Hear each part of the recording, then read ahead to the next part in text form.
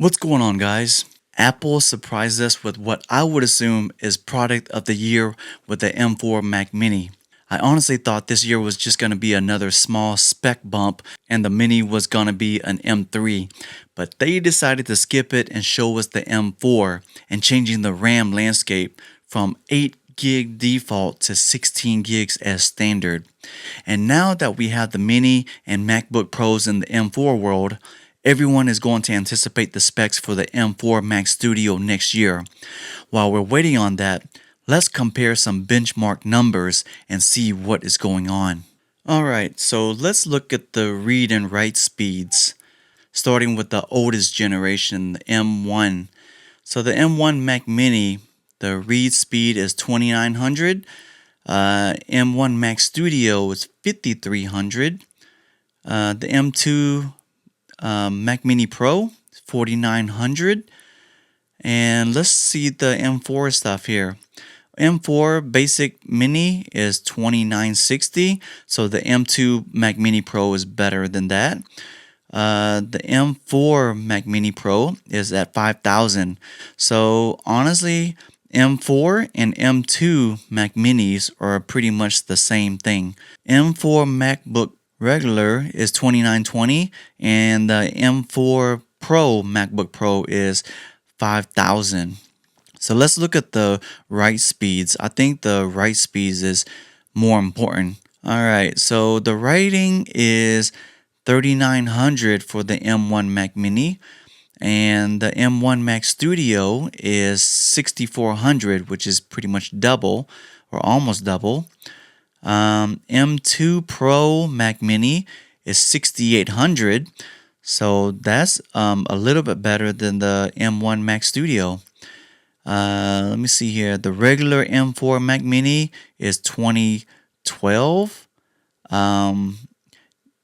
Yeah, I don't know what's going on with that one. I guess it's just really regular. M4 Pro Mac Mini is 4100.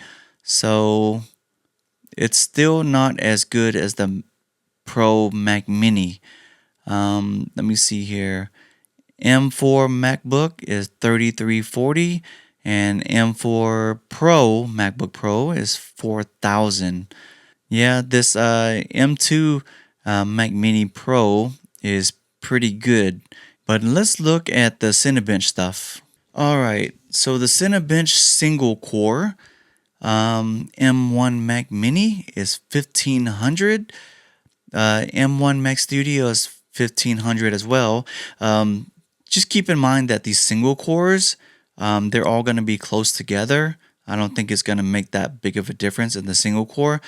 But M2 Pro Mac Mini is 1600. M4 Mac Mini is 2000. M4 Mac, Pro Mac Mini is 2100. And these are all 2100s as well for the MacBook Pros. Yeah, it's like 25% jump right there, 25-30%.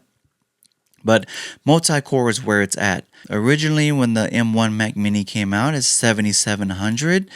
M1 Mac Studio is 12,000. That's a big bump. But M2 Pro Mac Mini is 14,000. Wow, that's pretty good right there. 14,000. M4 Mac Mini is 13,000, so it's holding its own right there. And the Pro version of the Mac Mini is 19,000.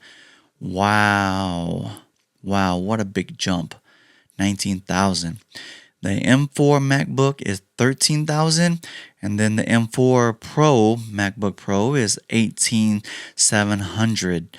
So yeah, the M4 Mac Mini and the M4 Pro MacBook, it has really good multi-core performance. So what do you guys think about those numbers? Are the M4 numbers impressive or just meh to you? I'm very excited about the M4 just because it was a nice spec level up with the performance, and that will shift the landscape price-wise in the used Mac computer market.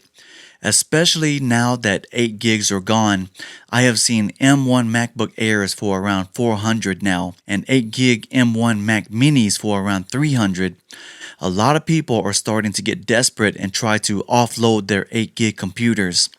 That's a good and bad thing. The good part of it is because if you were wanting just a basic 8 gig computer for personal use or something for your kids to use without having to drop a boatload of money, if you don't mind having an M1 or M2, you can now get it for a reasonable price.